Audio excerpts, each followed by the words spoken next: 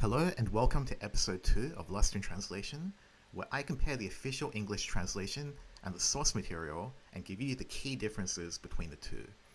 You might have noticed that the tone of today's video is a little different. Massive mistranslations. Because frankly, all I could see at the end of today's analysis was what a poor job the English translation team had done, and I'll go through it one by one. So the way I've set up this video is I put together the official English translation, the retranslated version by me, and the original Japanese text side by side for the purposes of comparison. And I've highlighted specific areas which I would like to discuss more. So without further ado, we'll start with Black Rust Underling, which has part 1 and part 2 of Cutthroat's law. So part 1 is really about when he gets kicked out of the household because he was not selected as the heir, and instead his elder brother was selected as the heir, essentially. And then part 2 is where he is basically describing the city, the metropolis, which is well known for peace and prosperity. And of course the company, the one that he got kicked out from, is the one that runs everything. And he can no longer return, but he doesn't care, right? Because he doesn't care about where he lives, or what his job title is, etc. The only big difference between the official English translation and the Japanese text is this one line bolded at the bottom here, which basically says Sentan Gijutsu wo Dokusen suru, which essentially means the high-tech monopolized by the big conglomerates here. So they've chosen to omit that completely from the official English translation, but it is actually relevant for later on. However, they've cut out an entire subplot, which is why they've done this, and we'll get to that later. So moving on to Smellwork Bodyguard, we reach part 3 and part 4 of Cutthroat's Law. So I just read out the official English version first. Unlike me, my brother was very particular. We both knew as children that there could only be one heir. The winner would take all, and the loser would be disinherited. What a family. And my brother, he was always scared. He wasn't the sharpest, but he worked hard. He was also good at keeping up appearances. He used to be kind, but the pressure broke him. Death by 1,000 cuts. I guess that was his excuse. So, a few things to say about this one, right? You've noticed I've highlighted quite a few separate phrases, so I'll go through each of them one by one.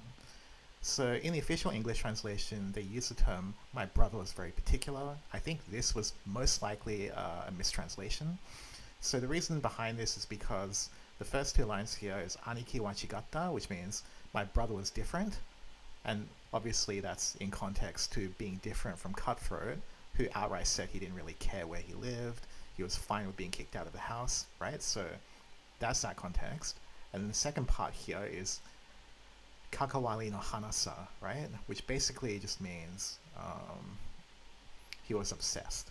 And so you put two and two together, and the only reasonable interpretation is, unlike me, my brother was obsessed with a hairship. So the question about how they managed to actually make this particular mistake about being very particular is because this term has another meaning. So it can also mean pickiness instead of obsession. So with Japanese, like I mentioned in the past, sometimes words have different meanings, and you have to pick the correct meaning for the right context. So here what they've done is they've clearly picked the wrong meaning based on the context, and so that's why they managed to make this mistake. So it's the type of thing that could happen if you weren't too familiar with the language, or if you're using a translator or something like that. So I think this one is just outright a mistake. So moving on to the next part, so I've highlighted a few different things. So here, this part here, so this means yoryo warui ga, right? Which basically means, in Japanese, it's a pretty loaded term actually, but essentially it's for someone who's quite incompetent. It's someone who frequently makes mistakes, takes a long time to do tasks, like that type of thing. And if you want to look up more details, you can Google the term actually, and there's an article that explains all the different meanings. But the thing is, obviously in English, you can't possibly describe all of those meanings simultaneously, but essentially you can just simplify that to he wasn't the sharpest, he lacked talent, or he was incompetent, right? It's a pretty strong and loaded term. Obviously, neither of us go to that level of detail, and I think that's okay. Now, the next part is the part where I highlighted death by 1,000 cuts. Now, this part here doesn't appear in Japanese at all. So this is a terminology frequently used in English, which is referring to either the Chinese torture method, right? But obviously it's not that in this case. Or alternatively, it's when a lot of small kind of failures or a lot of small things end up contributing to a big change. So I think what the English version is trying to say is that, he used to be kind, but all the small things added up, and then eventually a drastic change in his personality emerged. And then at the end, basically, I'll translate this more literally, right? So this part here goes, Tada plesha ni yowain da yo na, which means it's just that he was weak to pressure. Kokoro ga kizutsuku no ga tairare da, which basically means like he was someone who couldn't bear to have his heart hurt, right? Which I've basically translated as being broken because it doesn't really sound right in English otherwise. And then the last part is ja ikatte sa, which basically means, well, whatever, right? So they must have taken the well, whatever as kind of like, well, whatever. I guess that was his excuse, death by 1,000 cuts, right? So that's kind of how they came to this particular conclusion. Now, my interpretation of what the Japanese are saying, right, was he was the type of person who couldn't handle his heart being broken. And so that's when I thought to myself, this is for the best. Now, what do I mean by that when I write it this way? So I made the interpretation, right, that Cutthroat deliberately threw the selection so that his brother would win. Why do I think that? Because you just have to think about it, right? Cutthroat is literally saying that his brother is not very talented, right? He wasn't very sharp, right? So also he's saying that the pressure broke him, right? And in this Japanese, right, in the Japanese, it says that he was the type of person who couldn't handle his heart being broken. So if you consider the theory that Cutthroat loved his brother and he didn't care about winning the succession, then all of a sudden, if you look at this final term here, which is ja ikatte sa, is saying, well, whatever, I don't care about the selection, or, this is for the best. Now, I actually did look at a bunch of the other languages and how they translated this, right? So I can tell you that most of them are quite different from the English translation, and in fact are more along the lines of what I've written down. So I just read out a few, just so you have a bit of like a feel for it, right? So in Italian, and of course I obviously used a translator for this because I don't speak 5 or 6 languages, but in Italian is something like così mi sono deciso, which basically means so I made up my mind, right? So that's already implying that Cutthroat made a conscious decision, not outright stated what it is, right? But that he made up his mind. In German, and I don't even know how I would translate this, but how I would actually pronounce it, right? But when I threw it into the translator, it said, I didn't want him to suffer. That's why I left. And so this is like 100% the same context as the one that I've used here. And then I asked my friend to translate the Chinese one. And so he basically told me that in the Chinese version, it's basically along the lines of, and he couldn't deal with getting his feelings hurt, so I thought, quotation mark, I'd rather give up. So when you think about these languages, they've all got the same type of interpretation that I've got. Now, my interpretation is based on context as well, which is basically all of the parts of Cutthroat put together. And if you move on to the next part, that is when that will be explained fully. Ironforged Right Hand, Part 5 and Part 6 of the law. After my dad's premature death, my brother took over, and the city fell apart.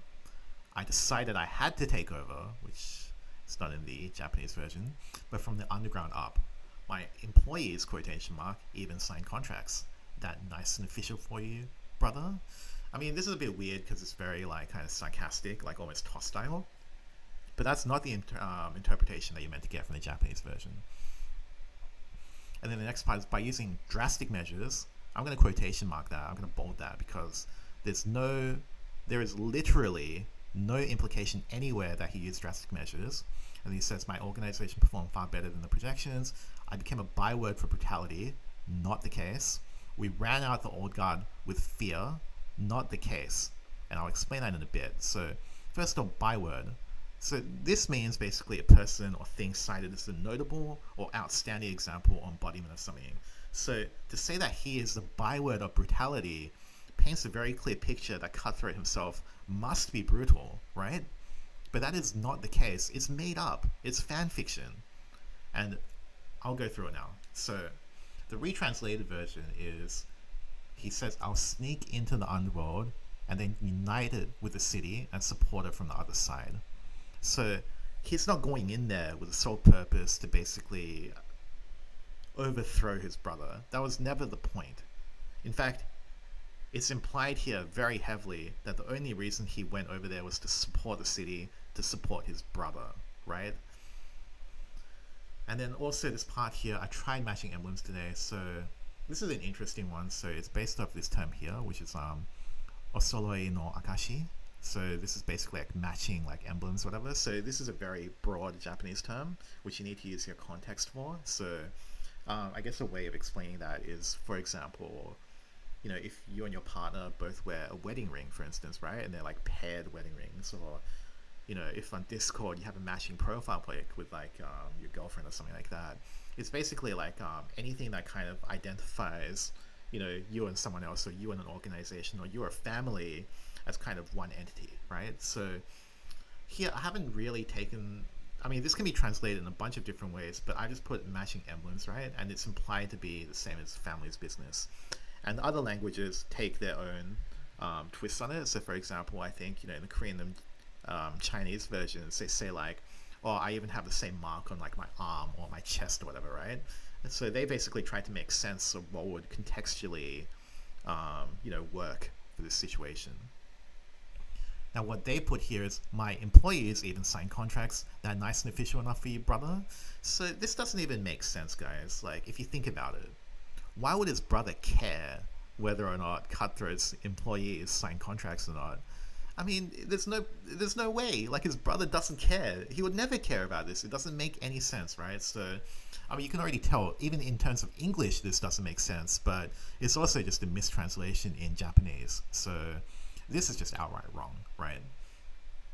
But what I put here is, I'm basically implying that, he's wearing, either he or his employees, it's not specifically stated, right?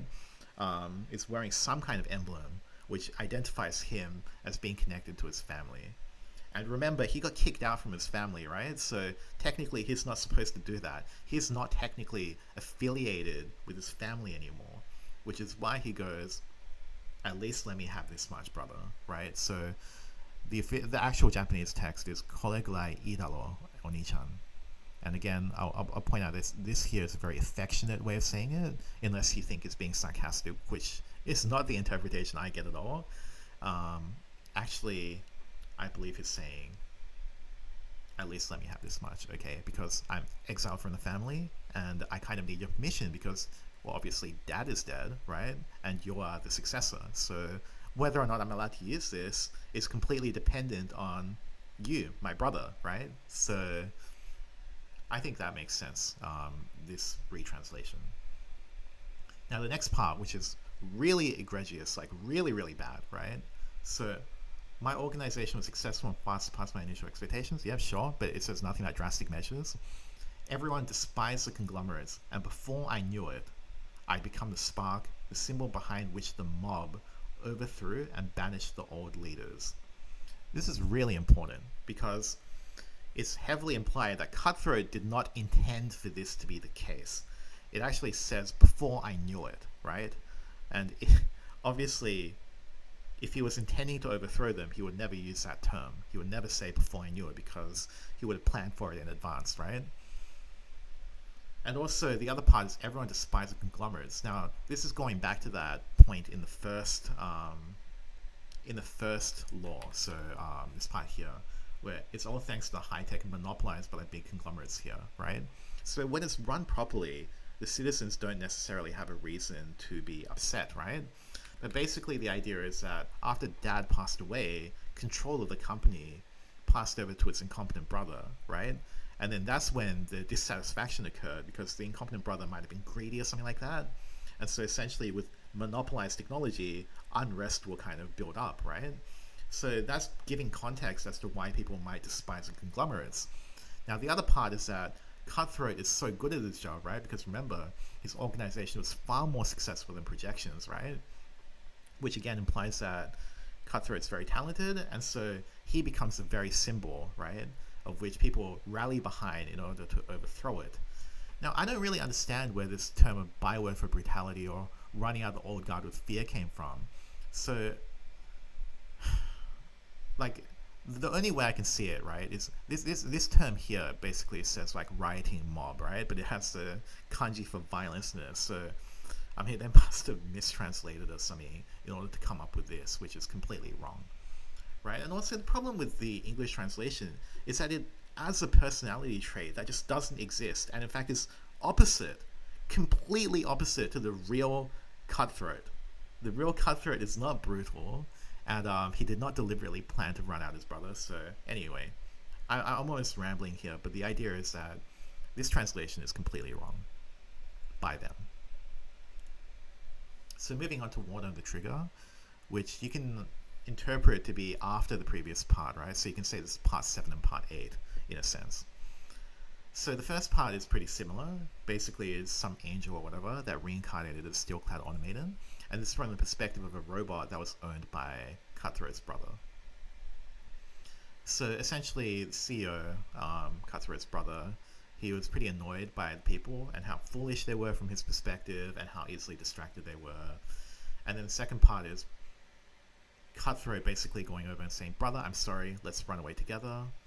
But it was already too late, his brother had already escaped, and then Cutthroat basically wordlessly smashed him into rubble. The only difference here is this last part here, which is bolded, and then my broken remains were trampled over by the rioting mob. Now, what difference does this make? And I'll explain it to you very simply.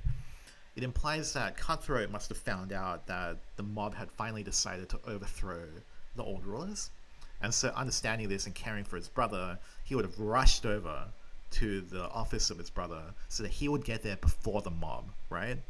And then that's why he would be able to say, "I'm sorry, let's run away together." But then obviously he found out his brother was no longer there. And so during that time, he broke apart the robot, and then that's when the mob showed up, right? And then they saw that Cutthroat had destroyed the robot, and they were like, yeah, our leader is like destroying the robot, let's also trample over it, right? But the point is that, and the only context in which this makes sense is that he tried to save his brother before the mob got there, but only to find that his brother was no longer there anyway, right? That's something that you should take into account. Now, here's the interesting thing, right? And I'm going to ask you to think back to the previous 6 parts, which is basically the official English translation, right?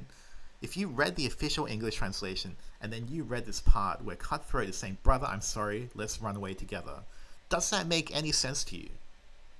It's incongruent with the characterization of discord from the previous part, right? So here it goes, "By using drastic measures, I became a byword for brutality." It's almost implying that Cutthroat deliberately overthrew his brother. So why the heck would he go over and say, "I'm sorry, let's run away together"? What's the point? Why would he go through all these brutal methods if he's just going to run away and relinquish control over the very city that he's trying to overthrow and take control over, right?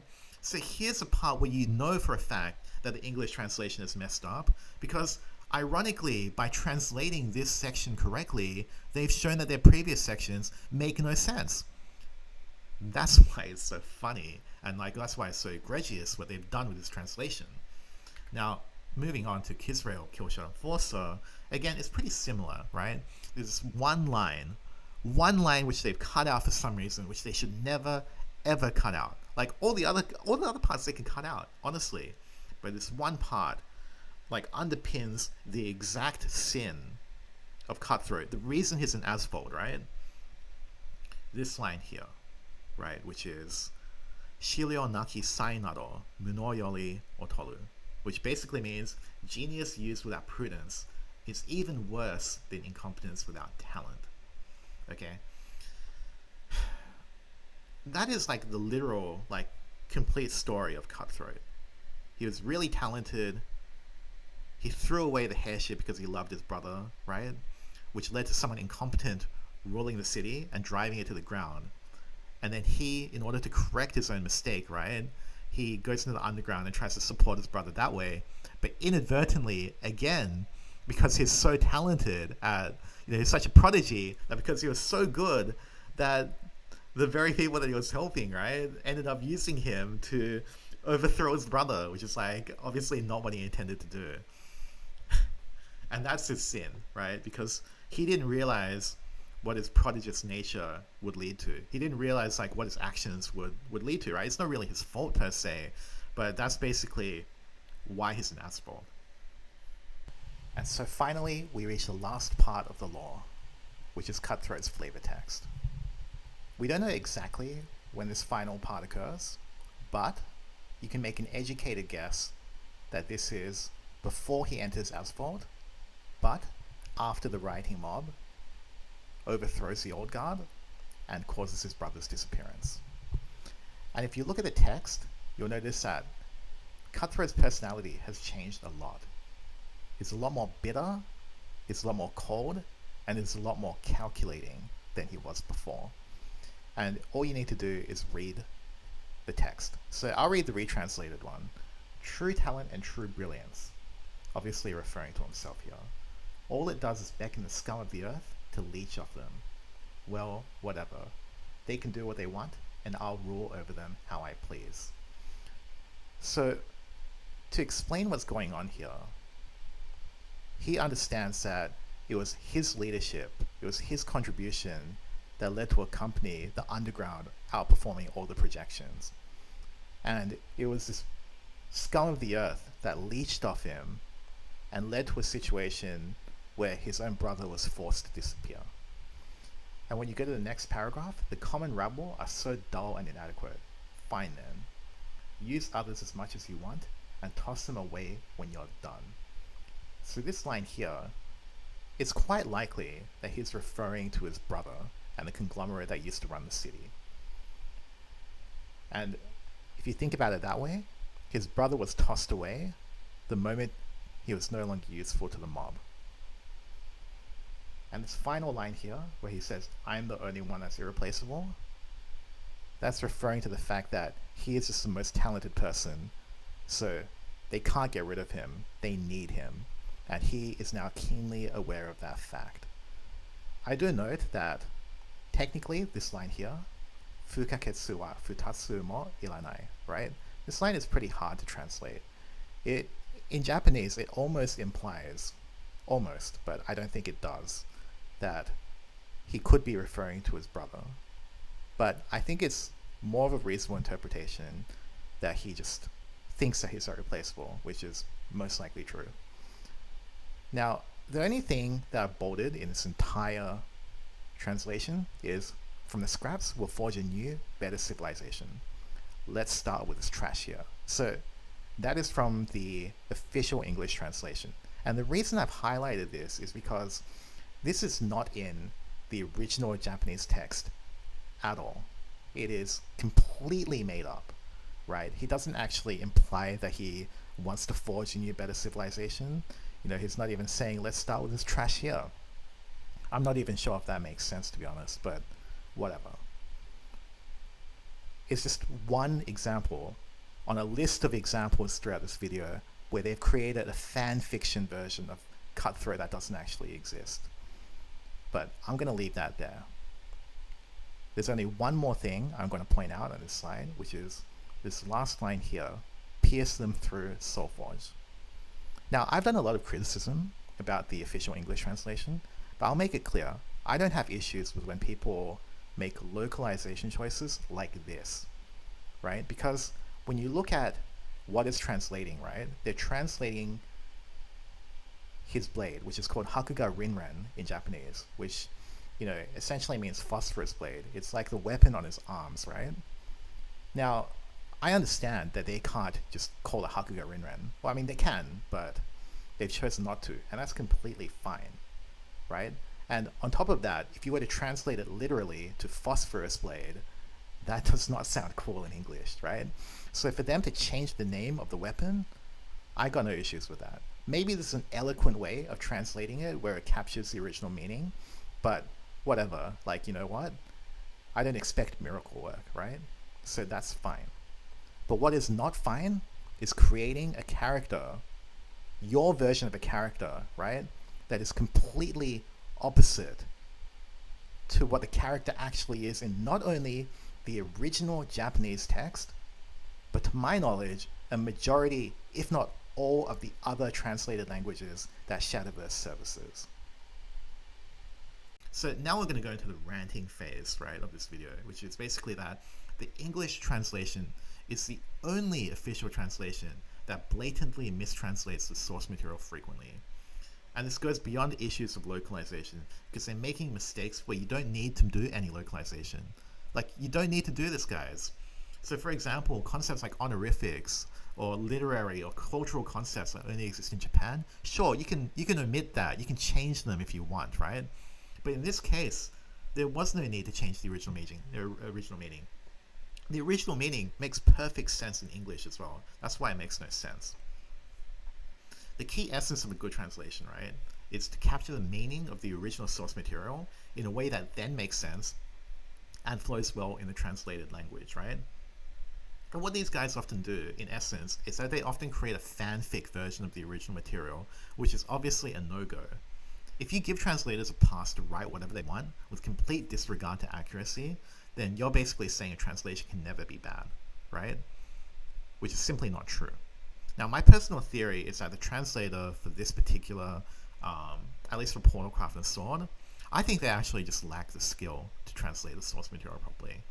Based on the Sword and the Portal translations, they made a lot of mistakes which come from, obviously, non-native Japanese speakers, right? Like, for example, where they made a mistranslation where, they said, like, basically, the father was, like, crying instead of the daughter, which is Barbaros in that case, right? That's a mistake you can't make unless you are not a native speaker or something like that, right?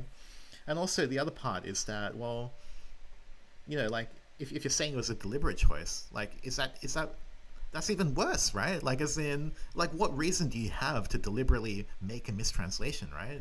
So anyway, that's kind of my rant. So the final part of this video is actually me just giving a demonstration. So this will be me going through kind of the various kind of languages to show you that English is the only language where they've mistranslated it. So I'm going to use help. I'm going to use deep L. Okay, I'm going to use deep L to show you. So this is Korean, and obviously, deep L is not completely perfect, right? But you'll see that certain things are missing or certain things are there. Okay, yeah. The conclave became an object of hatred, and somehow I was at the center of it. See, this is where somehow, it means like, it wasn't planned by him. And then the mob banished the rotten ruler, okay? Doesn't say he banished it, it says the mob banished it. Okay, let's go to another language. Okay, let's go Chinese.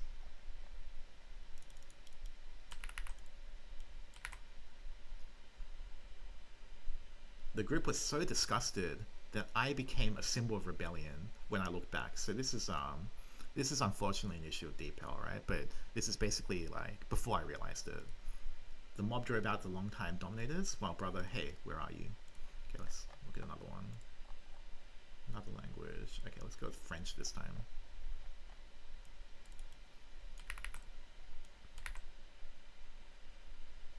The rebels... Oh, I become a symbol of the company. The rebels chased away the old leaders, right? So, I mean, no matter which way you look at it, right? The English official version has, for some reason, like, they've cut out this part about the rebels. Like, they've just implied that it's all... They've implied that it's just all Cutthroat's fault. Now, let's go to another one, right? So, okay, let's go to another example of Khan. Okay, let's look at a Cutthroat, right? So, like I said earlier, the only language to cut out that one line about, talent used without prudence is even worse than incompetence is the English version. And I'll show you right now, okay? So, here, Korean version. Thoughtless talent is worse than incompetence, right? Okay, let's go to another language. Let's go Chinese.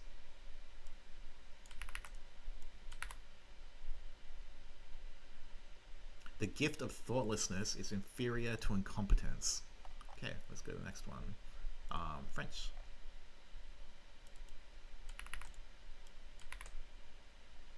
And then here, a talent that lacks reflection is even worse than incompetent. Okay, let's see. Let's go another language. I mean, obviously, all of these are going to have the same they're all going to have the same result, right? Because obviously the English version is the only one that doesn't actually translate the source material properly. Pathetic. Have you realized that you're worth less than nothing? A tactless talent does more damage than one who is not kissed by any talent. That's actually pretty poetic. It's cool how different languages, like, sound differently. But notice how they all have the same meaning, right? Oh, sorry. Let's go next. What was this? Was this Dutch or was this? I think I was saying Dutch.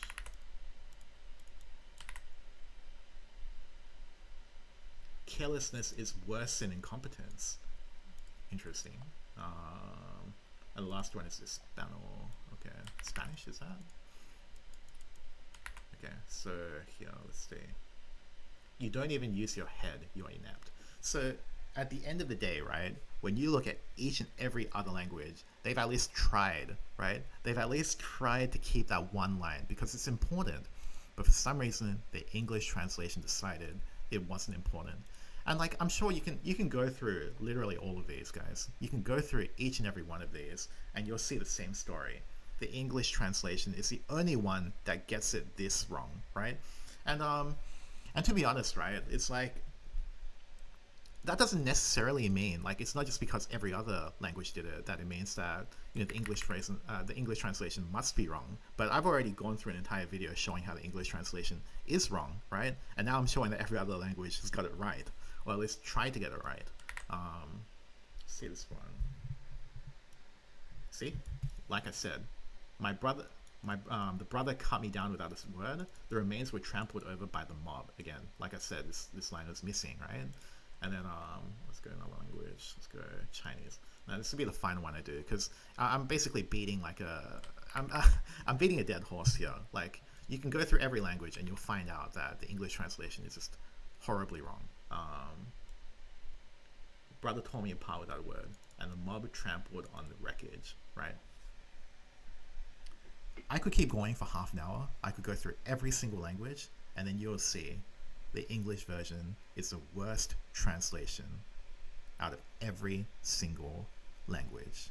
And I'll leave you with that.